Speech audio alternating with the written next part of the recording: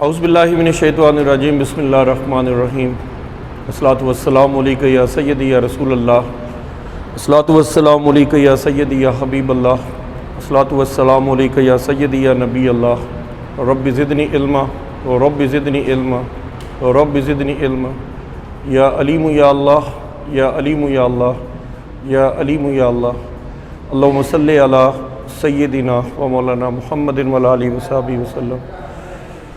तमाम बच्चों को खुश आमदीद, अस्सलामु अलैकुम। उम्मीद है जी आप लोग सब खैरियत से होंगे और अल्लाह करीम से दुआ गो हैं कि अल्लाह करीम आपको, आपके तमाम अहले खाना को, खुसूसी तौर पर वालिदैन को हर किस्म की मुसीबत से, आफत से और बीमारियों से महफूज फरमाए और हमें सबको अल्लाह करीम नबी पाक सल्लल्लाहु अलैहि वसल्लम से और उनकी आले पाक से लामहदूद मोहब्बत और गैर मशरूत वफ़ादारी अता फ़रमाए और रोज़े क़यामत हमें सरकार दो आलम सल्लल्लाहु अलैहि वसल्लम की खुसूसी शफ़ाअत से बहरामंद फ़रमाए और कब्र में जब दीदार मुस्तफ़ा सल्लल्लाहु अलैहि वसल्लम हो तो ना सिर्फ हमें पहचानने की तौफ़ीक़ अता फ़रमाए बल्कि उनकी कदम बोसी की भी तौफ़ीक़ अता फ़रमाए और माल के दो जहान हमें सबको ऐसा बना दीजिए कि हम आपको और आपके प्यारे हबीब सल्लल्लाहु अलैहि वसल्लम को पसंद आ जाएँ। इस नेक दुआ के साथ बेटा आपकी आज की क्लास का आगाज़ कर रहे हैं। आज की क्लास है वेरिफिकेशन। वाउचिंग और वेरिफिकेशन बेटा दो टॉपिक हैं जो ऑडिटिंग में पढ़ाए जाते हैं। तो वाउचिंग के बारे में कहा जाता है vouching is the essence of audit. तो वाउचिंग और वेरिफिकेशन में प्रीवियस मीटिंग्स में हमने डिस्कस किया था कि आप लोगों को एक तरफ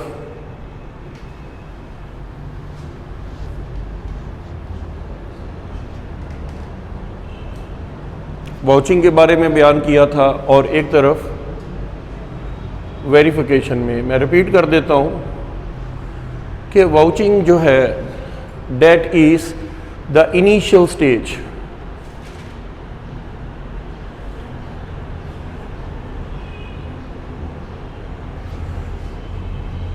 और verification is the final stage. अब ये है क्या बताते हैं आपको कि वाउचिंग जो है किसी भी कारोबार में इनिशियल स्टेज पे शुरू होती है। जब बिज़नेस ट्रांजैक्शंस शुरू होते हैं तो ट्रांजैक्शंस को बाकायदा रसीट्स को रसीदों के ऊपर करते हैं और पेमेंट्स को वाउचर्स के ऊपर करते हैं। अब क्वेश्चन ये है कि वो रसीट्स हैं या वो पेमेंट्स हैं वो एसेट्स से रिलेटेड भी हो सकती हैं, वो लायबिलिटी से मुतल्लिक भी हो सकती हैं, वो बिज़नेस के रेवेन्यू आइटम्स भी हो सकते हैं, वो बिज़नेस के कैपिटल आइटम भी हो सकते हैं। So all these types of the things are to be recorded with the help of receipts and vouchers. ये throughout the course of the year सिलसिला चलता रहता है। तो ये इनिशियल स्टेज से लेकर एंडिंग स्टेज तक चलता है। लेकिन at the end of the year आपको बैलेंस शीट बनाते हैं। देखिए ये चीज़ सिर्फ किसको बेस कर रही है? ट्रांजैक्शंस को।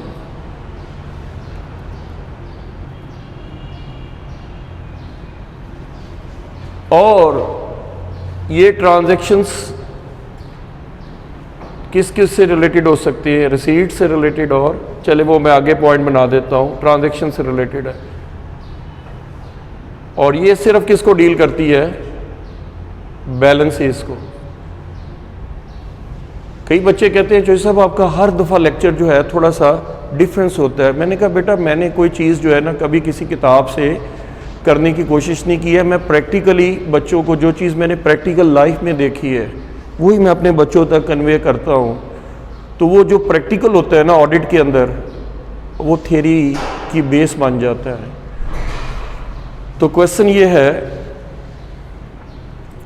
ये है कि हम लोग क्या करते हैं? ट्रांजैक्शंस करते हैं और ट्रांजैक्शंस के एंड पर लाजिमी बात है ट्रांजैक्शन से जर्नल यानी बनता है, जर्नल से आगे लेजर्स बनता है, लेजर से ट्रायल बैलेंस बनता है, ट्रायल बैलेंस के एंड पे हम फाइनेंशियल स्टेटमेंट्स बनाते हैं जो 5 तरह की होती है, जिसमें हम अपनी सिर्फ सहूलत के लिए कह देते हैं हम लोग सिर्फ प्रॉफिट एंड लॉस अकाउंट और बैलेंस शीट के आइटम ले रहे हैं। तो लिहाजा जो हमारे trading and profit and loss के आइटम्स होंगे वो सारे के सारे वाउचिंग के अंदर आप लोग डील कर लेंगे, लेकिन उसके बाद कुछ डिफ्रेंशिएट करेंगे तो वो किसके आइटम होंगे, वो बैलेंस शीट के आइटम होंगे। तो बैलेंस शीट के आइटम्स जो हैं वो वेरिफिकेशन में आएंगे। ठीक,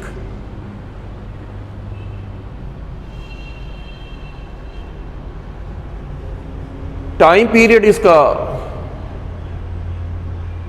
अगर टाइम पीरियड देखा जाए तो वाउचिंग का थ्रू आउट द ईयर होता है।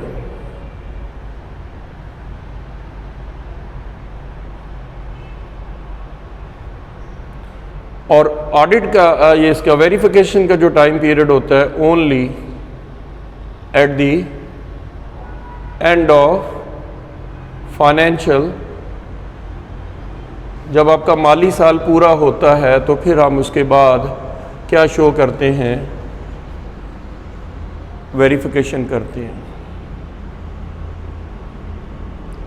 तो वाउचिंग में और वेरिफिकेशन में जो बेसिक डिफरेंस आ रहा है वो इन पॉइंट से भी क्लियर हो रहा है। वाउचिंग के अंदर आप सिर्फ और सिर्फ एग्जिस्टेंस ऑफ एसेट्स को शो करते asset only in the books of accounts. Verification में हम लोग चेक करते हैं कि एग्जिस्टेंस ऑफ एसेट भी होनी चाहिए और फिजिकल एग्जामिनेशन भी चाहिए हमें उसका, कि आया कि वो फिजिकली भी हमारे पास मौजूद हैं या नहीं है। तो फिजिकली एसेट्स को इंस्पेक्ट भी किया जाता है, वेरीफाई किया जाता है कि ये हमारे पास एसेट्स हैं या नहीं है। फिर पर्सनल्स जो है ये नॉर्मली जूनियर टाइप के जो लोग होते हैं वो इसको रिकॉर्ड करते हैं जनाब, वाउचर्स का। लेकिन इसमें जो पर्सनल्स हैं वो सीनियर और ऑडिटर हिमसेल्फ, ऑडिटर खुद करता है वेरिफिकेशन। ऑडिटर खुद करेगा तो वो क्या होगी, वेरिफिकेशन। और अगर आपके जूनियर स्टाफ से रिलेटेड होगा तो वो क्या होंगे, ये पर्सनल्स जो हैं, ये जूनियर स्टाफ जो है ये वाउचिंग करता है, और जो सीनियर स्टाफ है वो आपका वेरिफिकेशन करता है। क्योंकि जब तक आप लोग जो है ना एसेट्स के बैलेंसेस और लायबिलिटीज़ के बैलेंसेस आएंगे तो वो उसको वेरीफाई करते हैं। ट्रांजैक्शंस की हद तक है, जर्नल की हद तक है, लेजर्स की हद तक है, वो वाउचिंग में आप लोगों के हो जाएगा मुकम्मल। तो ये आप डॉक्यूमेंट्री प्रूफ है, ये आपका डॉक्यूमेंट्री प्रूफ है, डॉक्यूमेंट्स हैं आपकी, और ये डॉक्यूमेंट्री प्रूफ भी तो कर रहा है प्लस उनको तस्दीक कर रहा है, सबूत दे रहा है, सब्सटेंशिएट सबूत भी दे रहा है कि ठीक है जी इसके अंदर एसेट्स फिजिकली भी मौजूद है, एसेट की वैल्यू एज पर इनवाइस भी हमने देखी है, फिर उसका ऑनरशिप भी हमने चेक की है, फिर हमने उसको देखा है कि उसके ऊपर जो है ना उसकी ट्रू ऑनरशिप के बाद उसका यूज़ ऑफ एसेट भी बिज़नेस में हो रहा है। फिर हम उसकी देखते हैं कि उसके ऊपर किसी किस्म का कोई चार्ज एसेट के ऊपर तो नहीं है, और फिर ये प्रॉपरली ऑथोराइज्ड है और अथॉरिटीज़ के थ्रू ये बाई किया गया है, अथोराइज पर्सनस ने इसको बाई किया है, और इसके ऊपर किसी किस्म का क्वेश्चन डाउट नहीं है। तो ये इस तरह के जो सवाल हैं वो वेरिफिकेशन में किए जाएंगे। तो डॉक्यूमेंट्री सिर्फ प्रूफ है सिर्फ, और लेकिन प्रूफ प्लस सब्सटेंशिएट उसको करना है कि आपने उसको सबूत देना है कि भाई ये चीज़ें हैं, वो भी आपको बताते हैं कि वो मज़ीद क्या होती हैं। अकाउंटिंग में दो नेचर्स होती हैं, एक होती है analytical nature, analytical.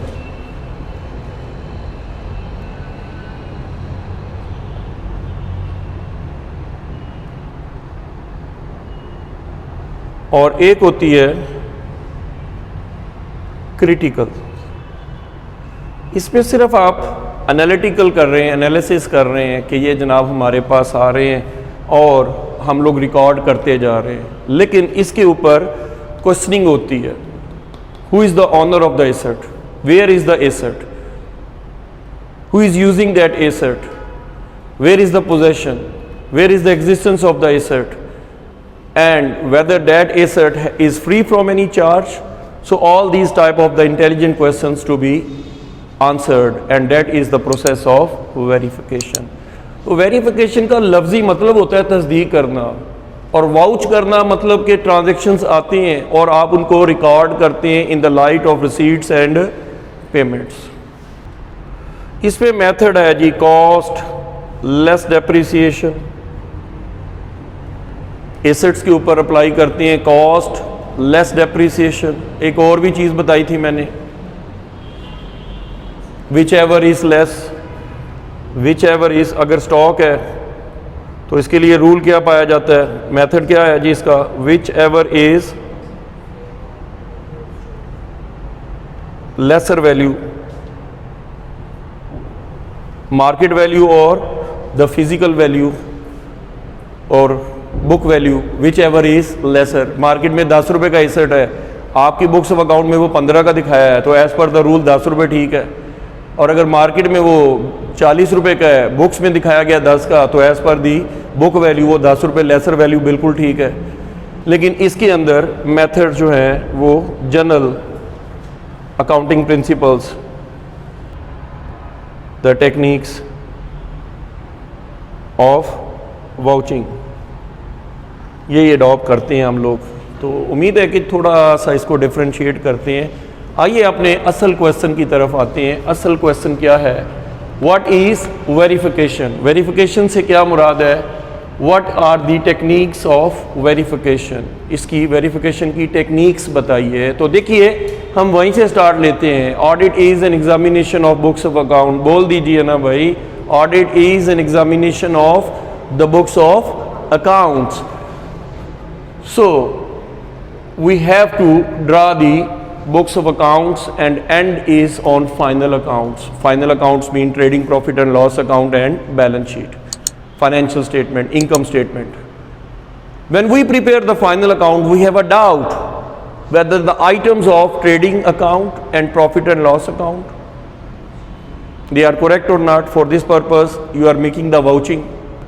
But whether the items of the balance sheet, assets and liabilities, they are showing a true and fair view of the business affairs or not, for this purpose we have to make the verification. So verification in Urdu you can say tasdeeq karna. So verification is a broader term both in meaning as well as areas of conduct. Meaning और areas of conduct के हिसाब से हम इसको हम कह सकते हैं कि अगर इसका स्कोप देखा जाए, इसका स्कोप फॉर ऑल बिजनेसेस, सब की जगह पर वाउचिंग ही हो रही है।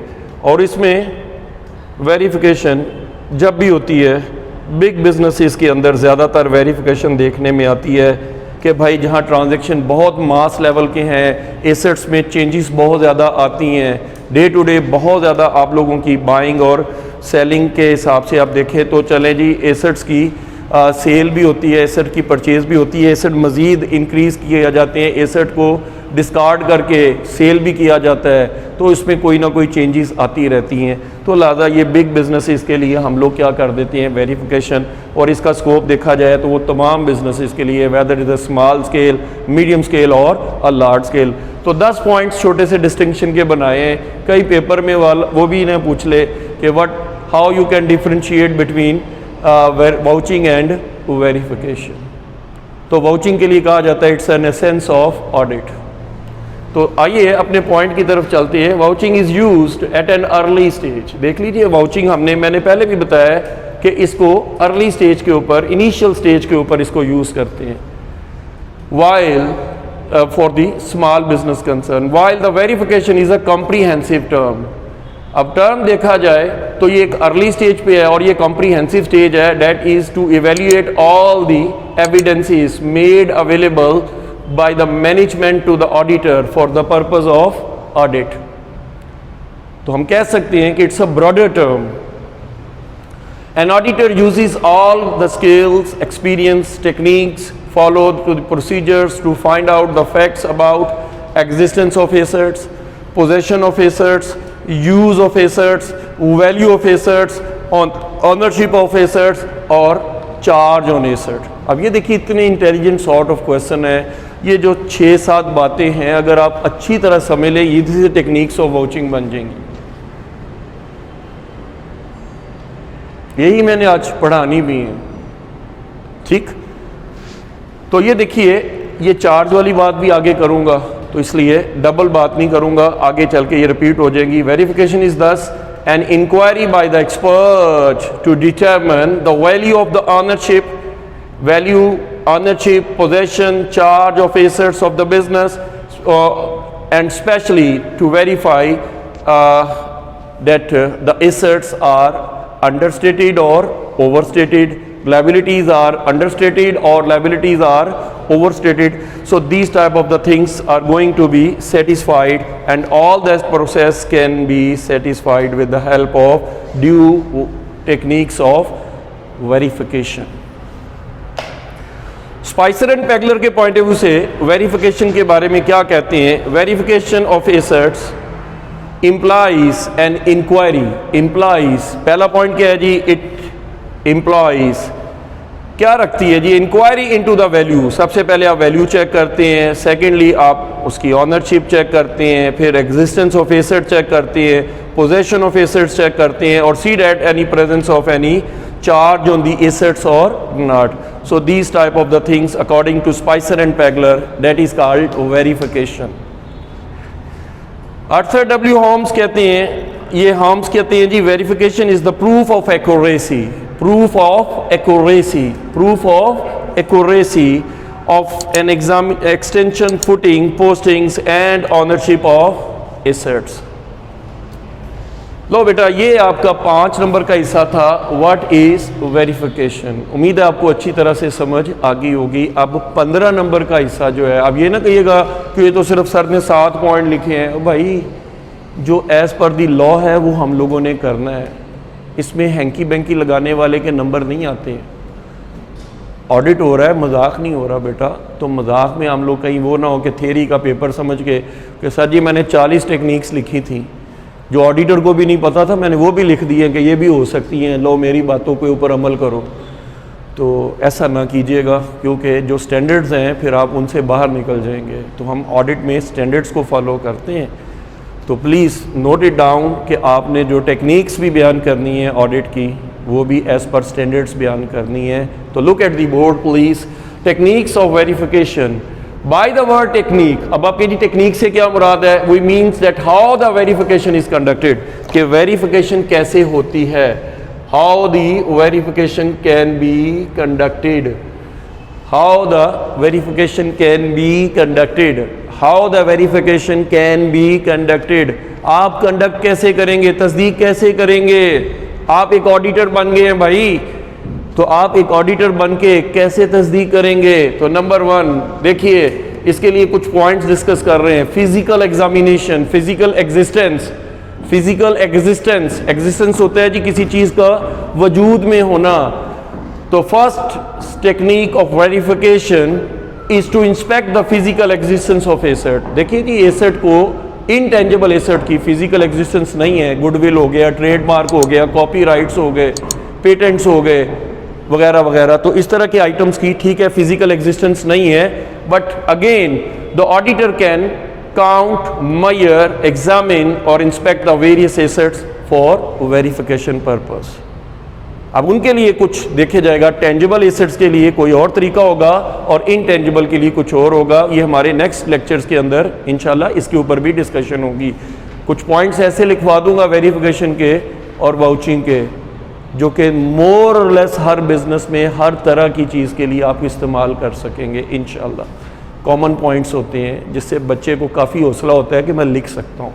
इसे हम तनवीर एकेडमी में कहते हैं क्रिएटिव राइटिंग। तो क्रिएटिव राइटिंग की नज़र इंशाल्लाह कर देंगे उन पॉइंट्स को। तो पहला तो पॉइंट है जी, आप ऑडिटर थे, आप गए, आपने कहा जनाब मुझे फ़िज़िकल एग्जिस्टेंस शो करें। ये तो कागज़ों में दिखाया हुआ है, फ़िज़िकली है भी कि नहीं।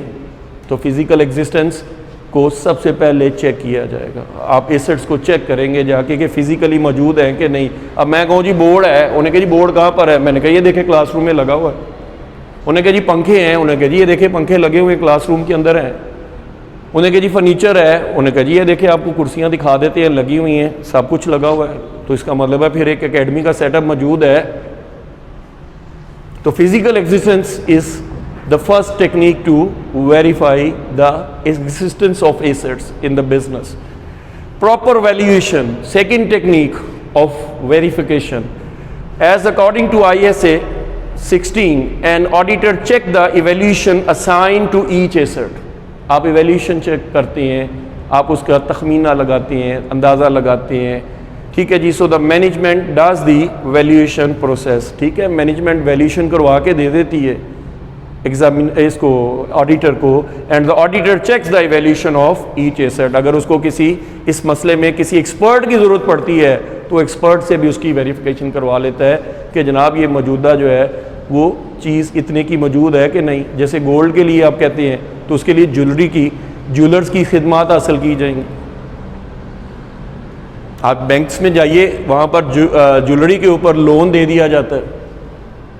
तो जनाब कई बैंक ऐसे हैं कहते हैं जी हम 15 मिनट में ये प्रोसेस मुकम्मल कर लेते हैं, आप गोल्ड लेकर आएँ, हम आपको 15 मिनट्स में आधे घंटे के अंदर आपका प्रोसेस या 1 घंटे में हम आपको प्रोसेस मुकम्मल कर देते हैं।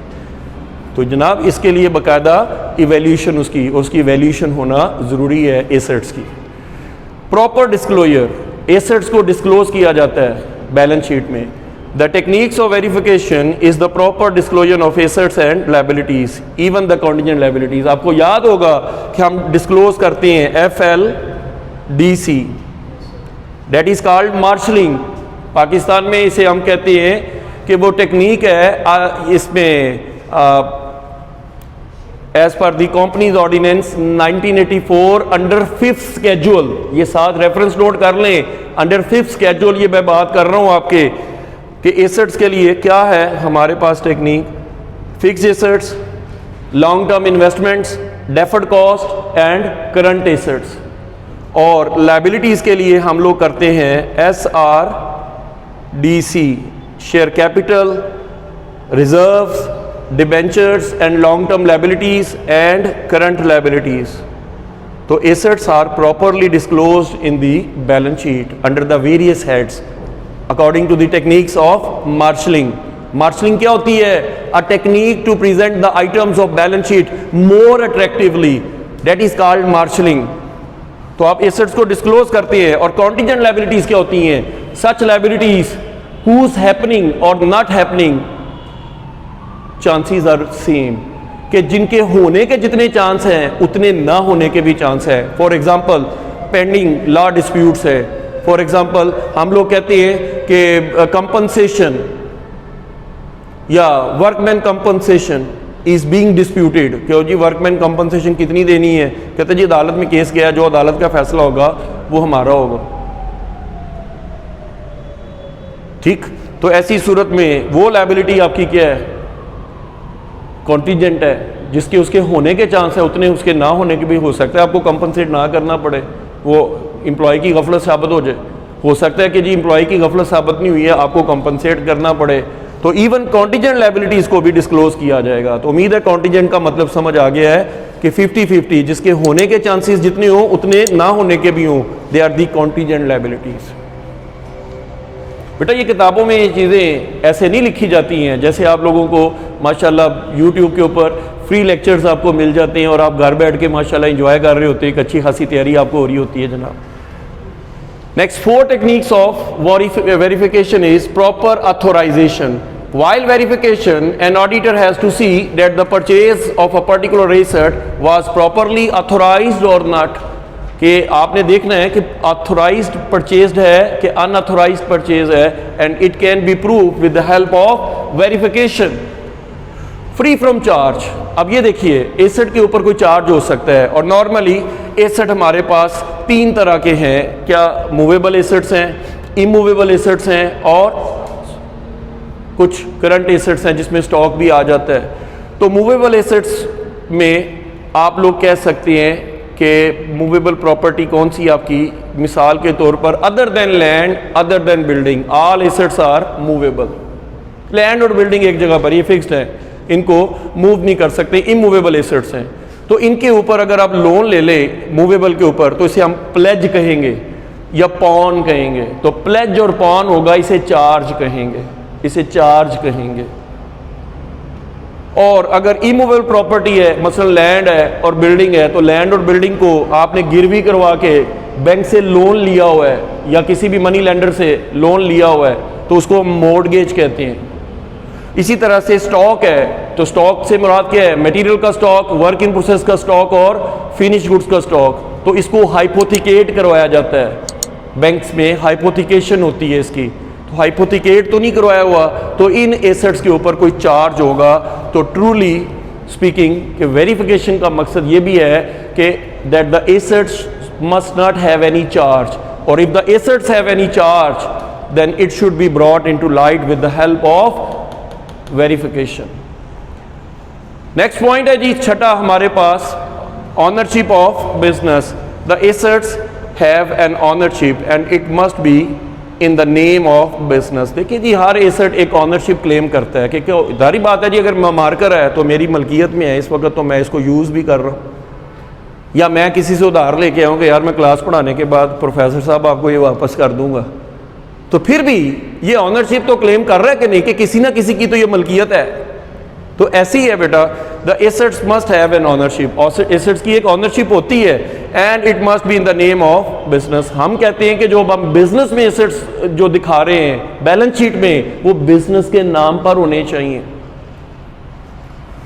The receipts, vouchers and deeds can help to note the title of ownership. इससे पता लग जाता है जनाब कि आपकी ऑनरशिप का टाइटल से पता लग जाता है कि किसकी मलकियत है, किसके नाम पे रसीद बनी है। और रसीद के ऊपर नाम भी लिखा होता है, तो बाकायदा उससे ऑनरशिप भी क्लेम की जा सकती है।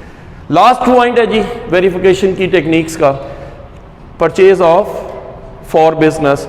The techniques of verification is also to see that the assets has been purchased for the business and must be in the name of business. देखिए for the business, for the business यानी business के लिए है और business के नाम पे खरीदा गया है, in the name of business and for the business, and it must not be with the name of an employ. क्यों? If it is in the name of an employ it will not be good, and hence we can say the techniques of vouching says that all assets which have been shown in the balance sheet. Pakistan में तो भाई फलूदे वाला करोड़पति निकल आता है, अरबपति निकल आता है, खरबपति निकल आता है, पापड़ वाला, चाय वाला।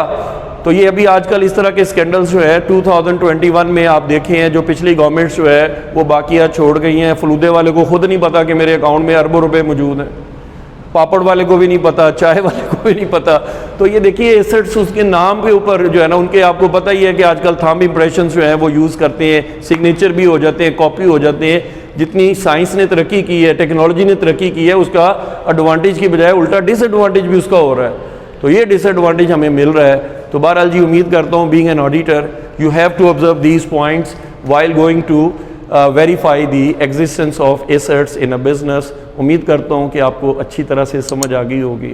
हमारी आज की क्लास अच्छी लगी है तो यकीनी तौर पर आप हमारे चैनल को भी सब्सक्राइब करेंगे और इंशाल्लाह नेक्स्ट वीडियो के लिए भी डिमांड करेंगे, इस उम्मीद के साथ कि आप अपना बहुत ख्याल रखेंगे, अपने वालिदैन की खिदमत करेंगे और पाकिस्तान का नाम रोशन करेंगे तालीमी मैदान में। नेक्स्ट मीटिंग तक के लिए अस्सलाम वालेकुम।